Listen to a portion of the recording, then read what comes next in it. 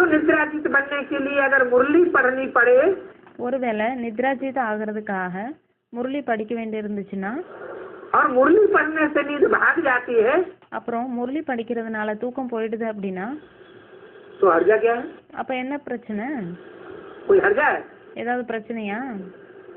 नुकसान तो कुछ भी नहीं, अच्छी बात है। நஷ்டம் எதுவுமே இல்லை, நல்ல விஷயம்தான்.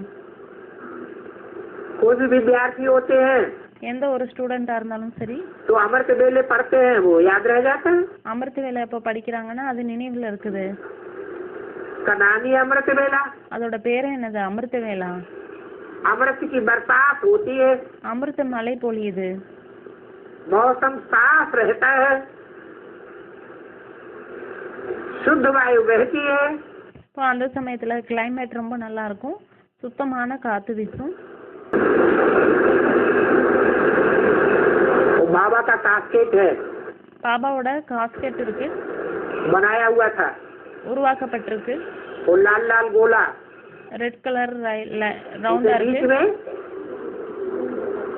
अंदर ओ बल्ब रहता है, அதுல நடுவுல வந்து உள்ளுக்குள்ள பல்ப் இருக்கும்.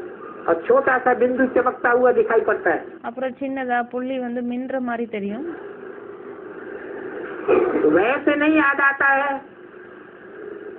कास्केट नहीं है किसी के पास, இப்போ அப்படியே நினைவு வரல, காஸ்கெட் யாருக்கிட்டயாவது இல்லை அப்படின்னா, तो आसमान में बाहर आके सितारा तो देख सकते हैं। அப்போ வானத்துல நட்சத்திரத்தை வெளியே வந்து பார்க்கலாம் தானே.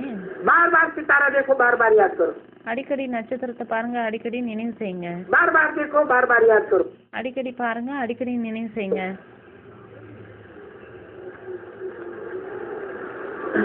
Practice makes man perfect. Practice makes man perfect. अभ्यास करते करते परिपक्वता आ जाएगी। முயற்சி செஞ்சு செஞ்சு பரிபக்குவமான நிலையை அடைஞ்சிடுவோம். अरे तिरसठ जन्म में बिंदी और टीका लगाने के लिए कितना माथा मारी थी। 63 ஜென்மத்துல பொட்டு வைக்கிறதுக்காக, திலகம் வைக்கிறதுக்காக எவ்வளோ கஷ்டப்பட்டோம். अभी तो ये कुछ भी नहीं करना, अंदर का पुरुषार्थ। இப்போ இங்க எதுவுமே செய்ய தேவையில்லை, இது எல்லாமே உள்ளுக்குள்ள இருக்கக்கூடிய புருஷார்த்தம்.